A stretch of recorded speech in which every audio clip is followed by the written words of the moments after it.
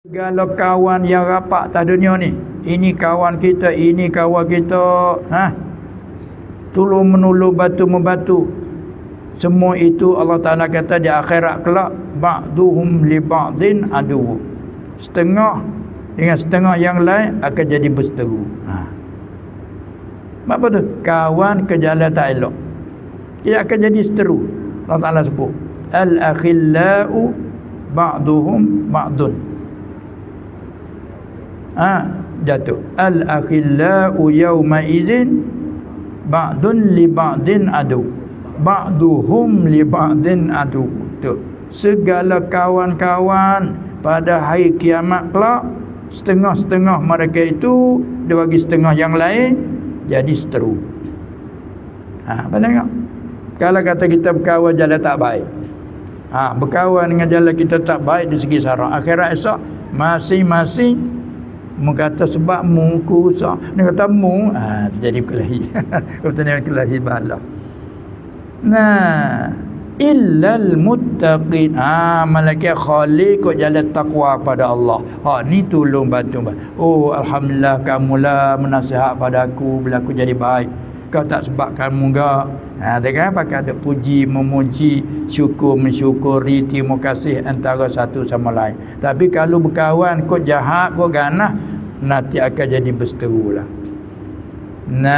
Itu al-akhilla. Yauma izin ba'duhum li ba'din aduwwum illal muttaqin. Orang ni kawan tu dari dunia sampai ke akhirat tu. Itulah sebab tu bila tahu ilmu agama, ilmu agama lah untuk memproseskan kita. Sebab dia panggil itu supaya khasyah. Cuba kita jauh daripada ilmu syarak. Jadilah macam-macam. Kerana benar nak melalaikan kita banyak sangat. Itu dia. Alhaakumut takatsur. Allah cerita telah melalaikan kamu oleh berebut-rebut pada banyak. Hatta zurtumul maqabir, sehingga kamu ziarahikan kubur. Tu khilaf ulama dalam tafsir. Hingga kamu mati, setengah tafsir begitu. Dia kata hingga kamu ziarahi kubur. Inilah kita disyarak suruh menziarahi kubur. Selain pada kita ziarah keluarga, kubur jangan tinggal. Ziarahi kubur, kerana dengan ziarah kubur itulah fa innaha tuzakkirul mauta. Dengan ziarah kubur ingatkan mati. Ada riwayat tu akhiru tu apa tu zakirul akhirah, ingatkan akhirat.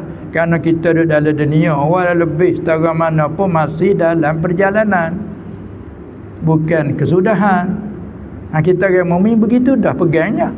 Tapi oleh kerana banyak benar yang melalai, kadang-kadang kita tu lalai.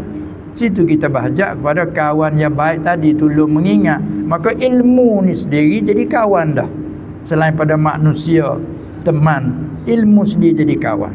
Bila tu terlajak pak, ingat kelah kita duduk mengaji kan. Ada balik kita mengaji, ada pesanan guru ini.